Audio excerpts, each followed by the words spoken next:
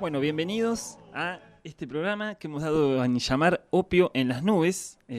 Para quienes no me conocen, mi nombre es Augusto, yo soy el coordinador del taller de cine y filosofía que está haciendo una suerte de expansión hacia la radio y quería arrancar este primer programa no solo agradeciendo acá a todo el equipo de Radionauta por permitir que esto esté ocurriendo, no es solo el espacio en el que estamos, sino también que, como todo espacio, implica que un montón de personas están laburando y trabajando para que esto sea posible. Así que primero agradecerles a Radionauta y agradecerle especialmente a Tamara Camparo, que está aquí en la programación y que es quien ha hecho que todo esto sea posible.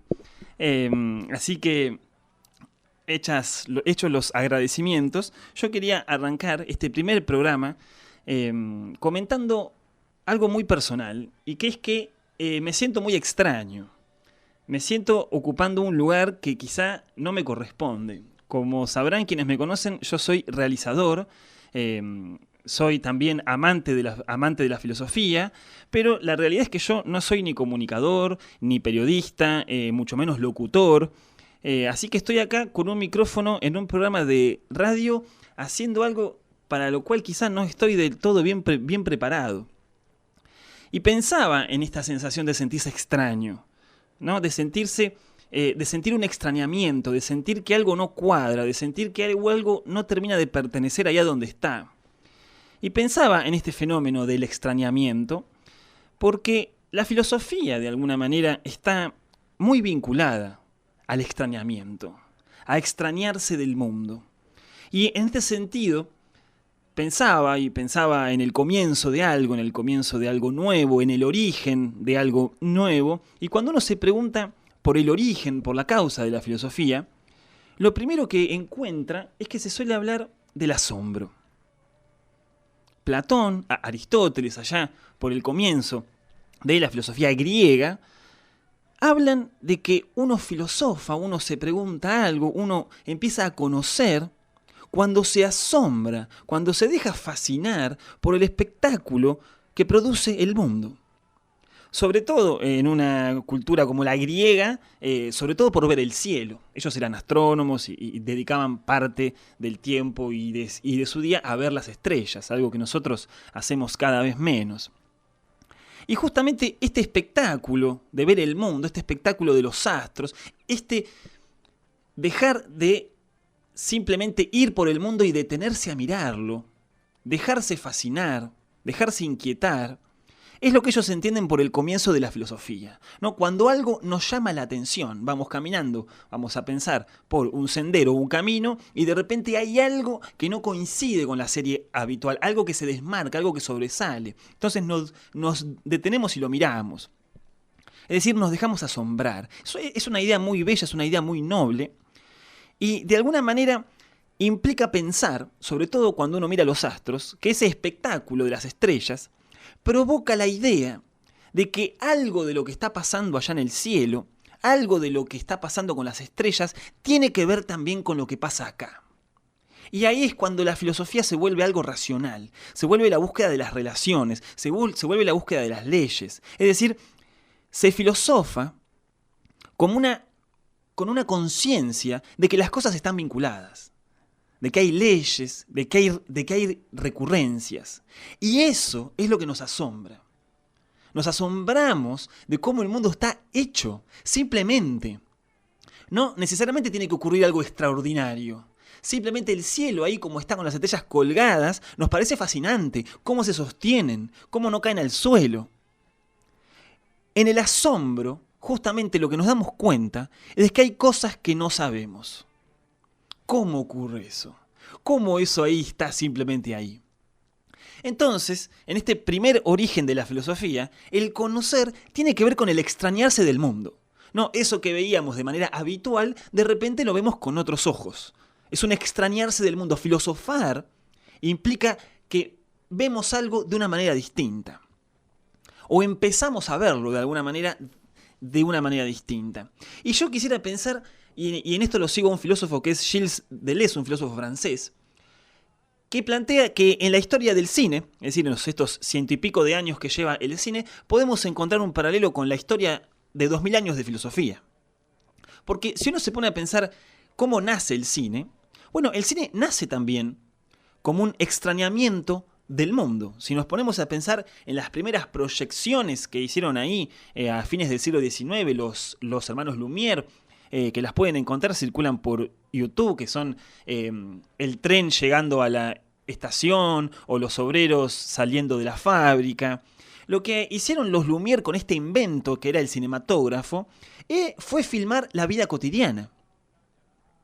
No estamos todavía en un cine que nos va a contar historias, que nos va a contar ficciones, que nos va a mostrar un espectáculo. El cine nace como una manera de poder ver el mundo.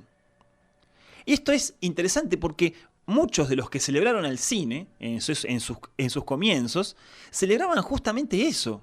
Acá nació un invento que nos permite ver el mundo no como lo vemos nosotros, sino como es el mundo en realidad. Porque ¿qué es lo que permitía el cine? Por ejemplo, ver el mundo en cámara lenta, o ver el mundo en cámara rápida, o ver el mundo en cámara inversa, para atrás. Congelar, agrandar, ver un rostro del tamaño de la pantalla de cine. Entonces, me parece interesante pensar que lo primero que pasó con el cine fue poder ver el mundo de una manera distinta.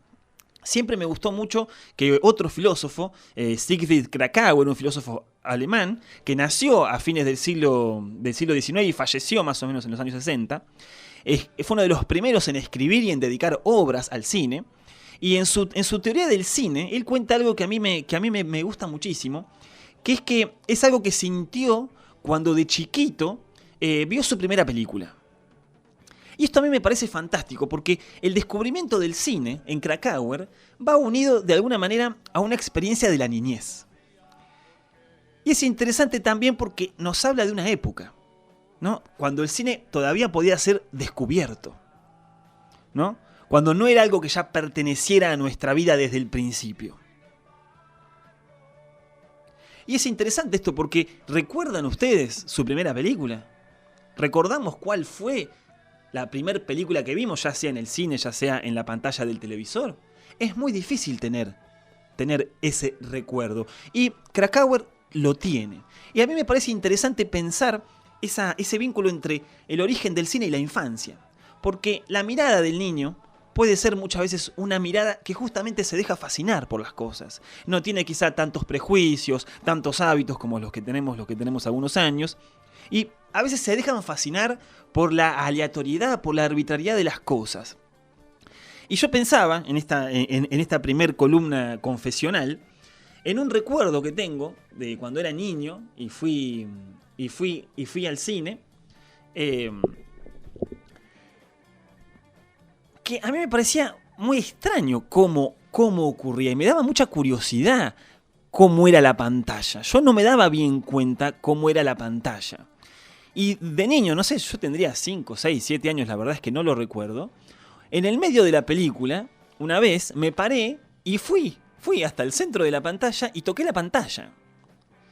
Después vino, por supuesto, el guardia ahí, el que organizaba el cine, y me retó y me hizo sentarme. Digo, pero tengo muy presente esa sensación que incluyó cierta decepción. Digo, no, eso era una tela. Era una tela completamente banal, completamente común. Y yo no podía entender cómo esa fantasía, esa maravilla que estaba pasando, pasaba simplemente con una tela común. Pero al mismo tiempo, recuerdo eso como algo fascinante también. No solo decepción, me fascinó lo sencillo que era esa magia, lo sencillo que era esa maravilla. No podía creer que algo tan fantástico sea al mismo tiempo tan sencillo. Y creo que hay algo de eso, del asombro ante lo cotidiano, del asombro ante lo pequeño. Kracauer dice, lo que nos llamaba la atención del cine, lo que nos llamaba la atención de las proyecciones de los Lumière, era cómo el viento agitaba las hojas al costado de la pantalla. Es decir, no se podía creer un árbol siendo movido por el viento, visto por los ojos del cine. Algo que vemos cotidianamente todos los días, visto por los ojos del cine, se convertía en algo maravilloso. Entonces, quería aprovechar este comienzo de este programa para hablar un poco de las experiencias de la niñez y preguntarles a nuestros oyentes, a nuestra audiencia, si quieren comunicarse y quieren comentarnos un poco, si tienen alguna anécdota, si tienen alguna primera experiencia que recuerden con cariño, incluso también con nostalgia, de ir al cine siendo niñes, ¿no? Una salida que está muy vinculada a la niñez también, al kiosco, a las golosinas, a ir y comer, a ir con los amigos, a ir después de un poquito más grande con los amigos y con las amigas. Digo, el cine no es solo lo que pasa en la pantalla, sino también todo lo que está alrededor. Entonces, dejo esta pregunta por si les interesa comentarnos y podemos ir intercambiando algunas experiencias de la infancia. Ahora quiero seguir un cachito más, solo un comentario más, porque podemos decir que hoy también el asombro, este asombro que tanto fascinó a Platón, a Aristóteles, hoy es otra cosa. Hoy quizá ese asombro es difícil, pero no es difícil porque no ocurran cosas asombrosas. Es difícil porque ocurren quizá demasiadas cosas asombrosas. Estamos viendo todo el tiempo cosas increíbles, fantásticas, inquietantes, sobre todo, más que nada, en las pantallas, ¿no? Vivimos en asombro constante. Hoy cualquier película es una catarata de efectos especiales, de cosas impresionantes, increíbles. Pero al mismo tiempo, no solo las películas, el mundo. Digo, lo que está pasando en Colombia, lo que está pasando en Palestina. Hace unos meses atrás la humanidad puso un cohete en Marte. Dice, estamos cumpliendo sueños o odisías. Digo, todo es verdaderamente asombroso. Estamos en un estado de asombro constante. Pero este asombro, este estar maravillado, este estar fascinado por todo lo que pasa, nos lleva quizá hoy necesariamente, como sí ocurrió en el principio de la filosofía, a una inquietud, a una indagación, a un conocimiento. Casi podríamos decir que es un asombro que, porque está tan saturado, no permite ver bien, no permite de alguna manera ver claro algo y no permite una experiencia auténtica del asombro. Más bien se relaciona, podemos decir, con una curiosidad que necesita ser satisfecha rápidamente, ¿no? El bombardeo y la saturación de cosas maravillosas de alguna manera van transformando el asombro en rutina. De alguna manera el asombro no nos permite sentirnos extraños, no nos permite extrañarnos. Y es interesante pensar que cuando se habla del origen de la filosofía, también se habla de otro origen que no tiene que ver con el asombro, sino con un fenómeno un poco más moderno, que es la duda. ¿No? La famosa duda metódica de Descartes, el filósofo de la modernidad, ¿no? Donde Descartes, justamente, como es un moderno, como cree en el método científico, como cree que el único método para conocer válido es el científico, se pregunta, bueno, ¿cómo hacer para no caer, por ejemplo, en el mito, en interpretaciones fantasiosas, en interpretaciones mágicas del mundo? Y él va a decir, dudando. Hay que dudar de todo hasta llegar a la certeza, hasta llegar a un punto que ya no se pueda dudar. Incluso él va a hacer un ejemplo de su método, y va a decir, bueno, yo arranco dudando de esto, de aquello, de esto otro. Incluso va a decir, yo puedo dudar de toda la realidad. Yo puedo pensar y suponer que esto que está pasando es un sueño. No está pasando en realidad, yo estoy soñando. Por lo tanto, todo podría ser una fantasía. Podría no ser. Ahora, ¿qué es lo que no puede no ser? Si yo estoy dudando, puedo dudar absolutamente de todo. ¿Pero de qué no puedo dudar? De que estoy dudando. No puedo dudar de la duda. De ahí viene su famosa frase, dudo, luego existo. Cogito ergo sum. ¿Por qué? Porque para dudar se necesita una condición. Se necesita existir. Yo, si no existo, no podría estar pensando, no podría estar dudando. Por lo tanto, si dudo, si pienso, existo. De ahí, como se conoce la famosa frase, pienso, luego existo. Entonces, de alguna manera, esta duda es lo que asegura las certezas. Es un método, es un procedimiento que asegura no solo la certeza, sino el progreso, que podamos avanzar en el conocimiento. Pero podríamos decir también que este segundo origen de la filosofía, hoy está un poco complicado. Porque hoy la duda no tiene, podemos decir así, mucho prestigio.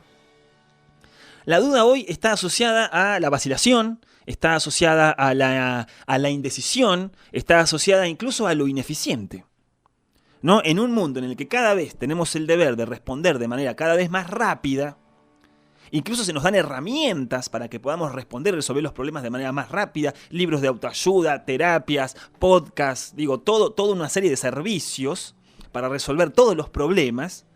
Están hechos justamente no para que dudemos, no para que nos detengamos a explorar un problema en su profundidad.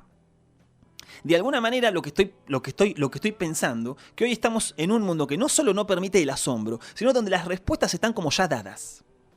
Y parecería que la única actividad que podemos tomar es la de situarnos en un lugar o tomar una posición que ya está prefijada en torno a un problema. Por lo tanto, la duda no tiene mucho lugar cuando las posiciones ya están tan fijas. Y por último, y para cerrar esta interpretación del origen de la filosofía, otra interpretación posible del origen tiene que ver ya no con el asombro, ya no con la duda, sino con la muerte. Y fundamentalmente con el dolor. No, uno empieza a pensar cuando empieza a darse cuenta de que nos vamos a morir, de que nos vamos a enfermar, cuando empezamos a darnos cuenta que las cosas duelen, que las cosas pasan y se van, que las cosas dejan de estar. Esto es algo que todos conocemos, todos hemos alguna vez pensado en esto, pensado en que en algún momento vamos a morir, pensando en que la gente muere, pensando en que las cosas pasan y desaparecen. De alguna manera, esto lo plantean los existencialistas, a partir de esto empezamos a pensar en qué, en nosotros mismos. Ya no en el cosmos, ya no en la naturaleza, ya no en el mundo, en nosotros mismos. Y ahí arrancan las preguntas. ¿Para qué hacemos lo que hacemos? ¿Por qué hacemos lo que hacemos? ¿El sentido de la vida? Preguntas eminentemente filosóficas, que todos de alguna manera nos hemos hecho alguna vez de distintas maneras. Entonces, de alguna manera, la filosofía implicaría un detenerse en la vida cotidiana y preguntarse sobre eso, porque uno en la vida cotidiana no se anda preguntando esto, es decir, uno sabe que va a morir, pero no anda todo el tiempo pensando en eso, porque si no, la vida se volvería complicada. Entonces, tenemos que olvidar a veces esas preguntas para poder sobrellevar la vida cotidiana. La filosofía sería un ejercicio de insistir en esa pregunta. Entonces, volvemos al problema del comienzo. Esta pregunta ya no tiene mucho lugar hoy tampoco. Hoy no solo hay que ser eficiente, sino que hay que sentirse bien. De vuelta, hay herramientas, libros, podcasts, de todo para sentirnos bien. De hecho, los ambientes laborales hoy son súper modernos para que todos nos podamos sentir bien y podamos jugar y hacer cosas. Es decir, hoy vivimos en una época en la que no hay excusa para no sentirse bien. Ser inteligente no tiene que ver, en todo caso, con explorar el fracaso, explorar la desesperanza, plantear preguntas en torno a la muerte, sino con ser seguro, con saber adaptarse, con aprender a fluir, con no dejarse afectar demasiado por los dolores del mundo. Entonces, para cerrar esto, ¿cómo puede entonces surgir la filosofía hoy y cómo puede comenzar hoy un programa dedicado a pensar un poco el cine y la filosofía? Y vamos a ver que otras variantes también, porque yo creo que podemos articular el asombro, la duda, la desesperanza, y podemos pensar nuestra experiencia del mundo contemporáneo, actual, como una oscilación entre estas tres cosas: el asombro, la duda y la desesperanza. Porque vemos que el mundo es fascinante, sabemos que el mundo es fascinante, sabemos que el mundo es asombroso. De vuelta, no solo lo que podemos entender como mundo natural, sino también la tecnología, los descubrimientos, todo lo que está pasando, que ustedes me puedan escuchar hoy por internet, que yo esté acá haciendo un vivo en el Instagram. Digo, es casi magia. Uno aprieta un botón y las cosas pasan. Pero también tenemos de alguna manera constantemente la sensación de que estamos siendo engañados. ¿No? De que algo no cierra en todo lo que está pasando. Por eso creo, y esto creo que lo decía Lacan, nuestro vínculo con el mundo es esencialmente paranoico. ¿Por qué? Porque sospechamos. Sentimos que hay algo en la realidad que por más clara que pueda parecer, no termina de cerrar. Es decir, siempre sospechamos, desconfiamos de cómo aparece lo que aparece, ¿no? De por qué y cómo se muestra lo que se muestra. Y me parece que la filosofía hoy tiene un potencial muy importante cuando parte de la sospecha, cuando se hace eco de esa molestia, cuando se hace eco de ese malestar casi silencioso pero que está siempre presente. Esa sensación de que todas las interpretaciones, de que todas las posiciones, de que todo tiene fisuras, de que todo en algún punto falla y de que todo en algún punto va a fallar. Y por eso me parece interesante plantear un programa sobre cine y filosofía para pensar, para sospechar un poco de las imágenes que nos están circundando y ver y explorar un poco dónde fallan. Y por eso hoy vamos a comenzar el programa casi por la tangente. Vamos a explorar el cine no desde las películas, no desde las series, no desde el típico contenido audiovisual, sino desde dos lugares casi en los márgenes de lo que entendemos por cinematográfico, que uno va a ser los videojuegos, y ahí vamos a tener a un compañero, un amigo de la casa, Daniel, y vamos a pensar también un poco el cine documental. Es decir, vamos a extrañarnos un poco, vamos a ver qué es el cine desde dos posiciones que están un poco alejadas de lo que solemos entender por películas. Así que valga todo este monólogo, valga toda esta introducción para darles la bienvenida a este programa de cine, filosofía y otras yerbas que hemos llamado Opio en las Nubes.